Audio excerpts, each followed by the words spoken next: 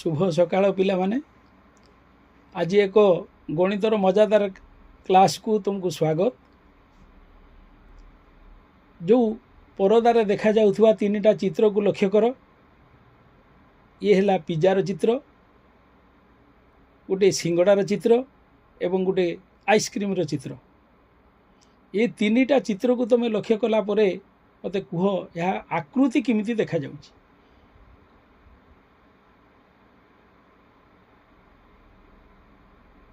Good, समस्ते अनुध्यान करी देखिथिबो। यह एक त्रिभुजाकार एवं त्रिभुज आकृतिर ए बाबद रे तुमर धारणा अनेक अछि। पूर्व क्लास रे तबे पढ़ी के आस्थिलो त्रिभुजर तीनोटी बाहु एवं तीनोटी कोण अछि। आज एक मैजिक संख्या गोटे जानिबा। जो मैजिक संख्या रे त्रिभुजर तीन कोण मिसिले केते डिग्री हबो। त्रिभुजर तीन कोण मिसी 180 डिग्री हम। यहाँ को गोटे मुझे तुमको मॉडल आकार रे गोटे कागज काटी तुमको देखा चाहूँगी।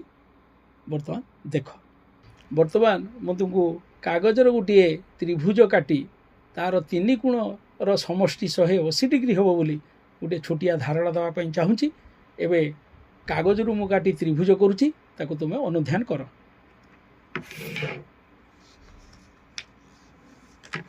यही भली गोटे त्रिभुजाकृति कागज तुमे काट।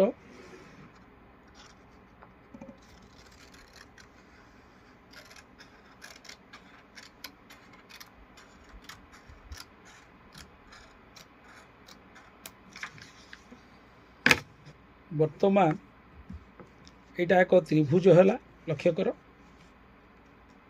से त्रिभुजर तीन कोण को मु गोटे बिंदु रे जोड़िया पाई चाहूँगी।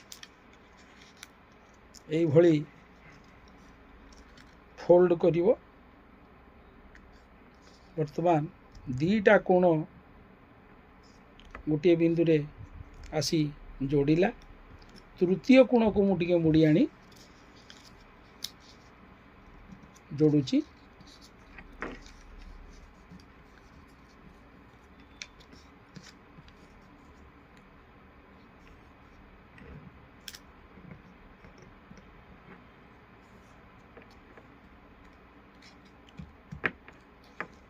वर्तमान लक्ष्य कर, यही तीनटा वर्तमान कोण गोटे बिंदु रे आसी जोड़ीगला।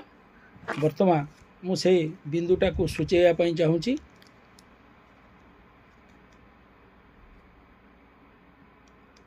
एवं से तीनटा बिंदु यही जो तीनटा कोण उपरे गोटे अर्धवृत्त मु वर्तमान अंकन करुँची।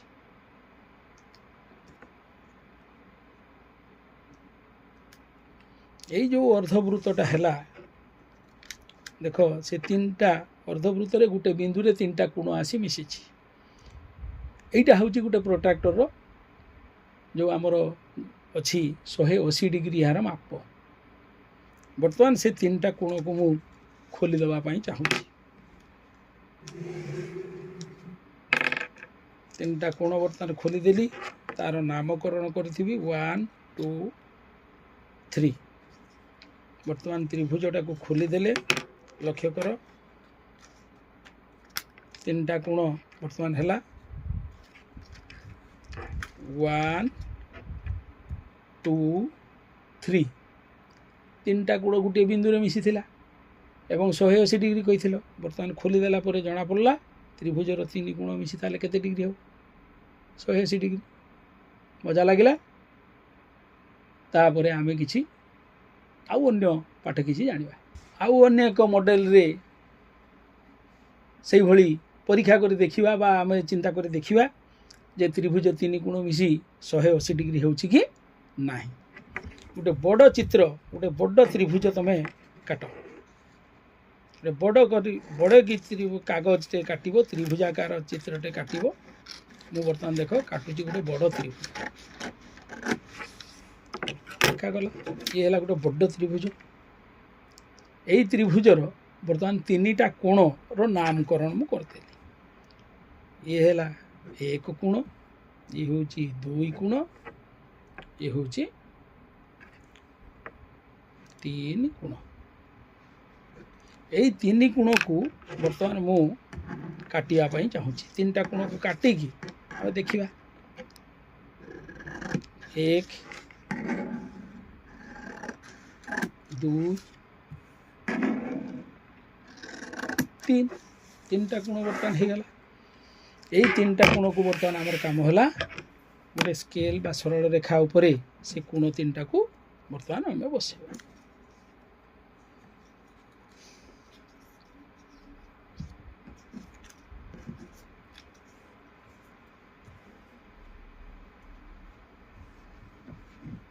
এক কোণ,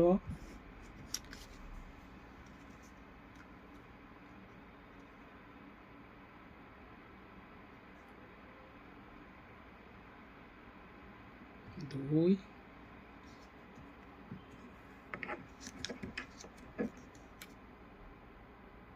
তিন।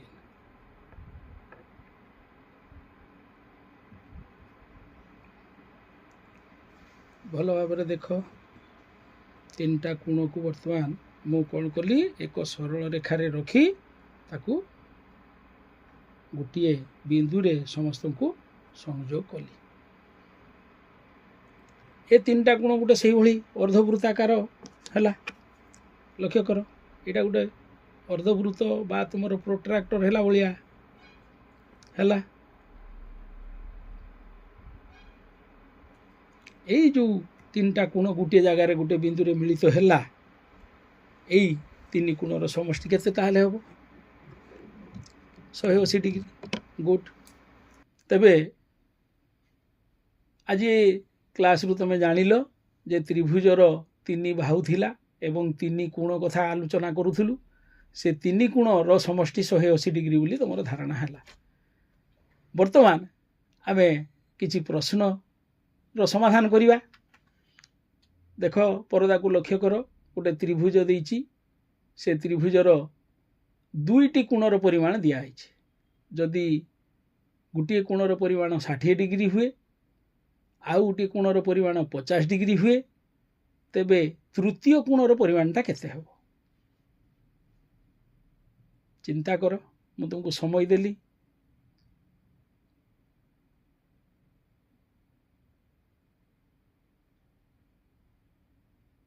ଗୁଡ୍। ବର୍ତ୍ତମାନ ଦେଖିବା କ'ଣ କରିବା।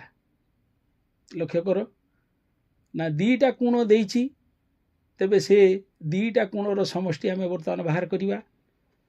50 ଡିଗ୍ରୀ ଯୁକ୍ତ 60 ଡିଗ୍ରୀ ସମାନ 110 ଡିଗ୍ରୀ। ଆମର ମ୍ୟାଜିକ୍ ସଂଖ୍ୟା କେତେ ଥିଲା? ତ୍ରିଭୁଜର ତିନି କୋଣ ମିଶିଲେ କେତେ ଡିଗ୍ରୀ ହେବ? 180 ଡିଗ୍ରୀ। ତାହେଲେ 180 ଡିଗ୍ରୀରୁ ଯଦି ଦୁଇଟା କୋଣର ପରିମାଣ 110 ଡିଗ୍ରୀ ହୁଏ, ତେବେ ତୃତୀୟ କୋଣର ପରିମାଣଟା 180 ଡିଗ୍ରୀ ଫେଡ଼ାଣ 110 ଡିଗ୍ରୀ ସମାନ 70 ଡିଗ୍ରୀ। କନଫର୍ମ? ସମସ୍ତେ ଜାଣିଗଲ? ଧନ୍ୟବାଦ। ବର୍ତ୍ତମାନ ଆଉ ଗୋଟିଏ ମଜାଦାର ପ୍ରଶ୍ନର ସମାଧାନ କରିବା। ଏବେ ମୁଁ ତୁମକୁ ଜଣାଇଦେବା ପାଇଁ ଚାହେଁ ଯେ ଯଦି ତ୍ରିଭୁଜର ତିନି କୋଣ ମିଶି 180 ଡିଗ୍ରୀ, ଯଦି ତ୍ରିଭୁଜର ତିନି କୋଣ ମିଶି 180ରୁ କମ୍ ହୁଏ କିମ୍ବା ଅଧିକା ହୁଏ, ସେଠି ତ୍ରିଭୁଜ ଅଙ୍କନ ସମ୍ଭବ କି? କେବେ ସମ୍ଭବ ନୁହେଁ। ସେଇଭଳି କିଛି ପ୍ରଶ୍ନ ମୁଁ ବର୍ତ୍ତମାନ ତୁମକୁ ଦେବା ପାଇଁ ଚାହୁଁଛି। ସେ ପ୍ରଶ୍ନଟାକୁ ତୁମେ ଲକ୍ଷ୍ୟ କର, କେଉଁଟା ତ୍ରିଭୁଜ ହେବ ଏବଂ କେଉଁଟା ତ୍ରିଭୁଜର କୋଣ ହେବ ନାହିଁ। ତିନିଟା କୋଣ ହେବ ନାହିଁ। ବର୍ତ୍ତମାନ ତିନିଟା କୋଣର ପରିମାଣ ଦତ୍ତ ଅଛି। ଦେଖ, 70 ଡିଗ୍ରୀ, 50 ଡିଗ୍ରୀ, ପୁଣି 50 ଡିଗ୍ରୀ। ତାହେଲେ ତିନିଟା କୋଣ ମିଶି କେତେ ହେଉଛି ଦେଖ? 170 ଡିଗ୍ରୀ। ଏ କ୍ଷେତ୍ରରେ ତ୍ରିଭୁଜର ଅଙ୍କନ ହେଇପାରିବ କି? କାରଣ ତ୍ରିଭୁଜ ତିନି କୋଣ ମିଶି 180 ହେଉନାହିଁ, ତେଣୁ ଏହା ସମ୍ଭବ ନୁହେଁ। ପୁଣି ଗୋଟିଏ କୋଣ 90 ଡିଗ୍ରୀ, ଅନ୍ୟ କୋଣଟି 90 ଡିଗ୍ରୀ, ତୃତୀୟ କୋଣଟି 40 ଡିଗ୍ରୀ। ଏ କ୍ଷେତ୍ରରେ ତିନି କୋଣ ମିଶି କେତେ? 220 ଡିଗ୍ରୀ।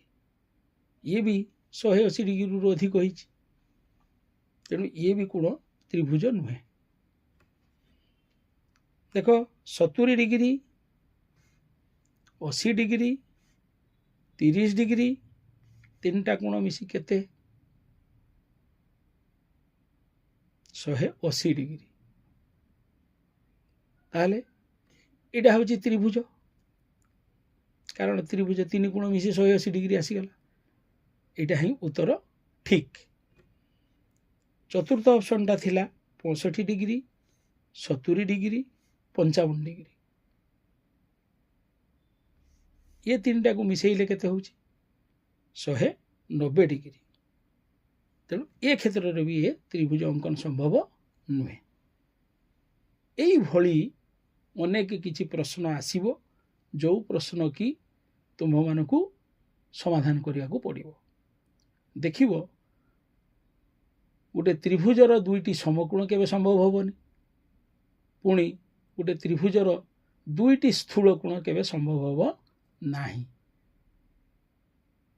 जेतेबेले तीन कोण को मिसेइले 180 डिग्री होबो, सेतेबेले ही त्रिभुज अंकन संभव। धन्यवाद। आउ किछि शेष करिया पूर्व मु तुमको किछि घरोई काम देबी। गृह कार्य हिसाब रे तमे काली विभिन्न प्रकार त्रिभुज तीनटा काटिबो, गोटे सूक्ष्मकोणी गोटे समकोणी एवं गोटे स्थूलकोणी। धन्यवाद।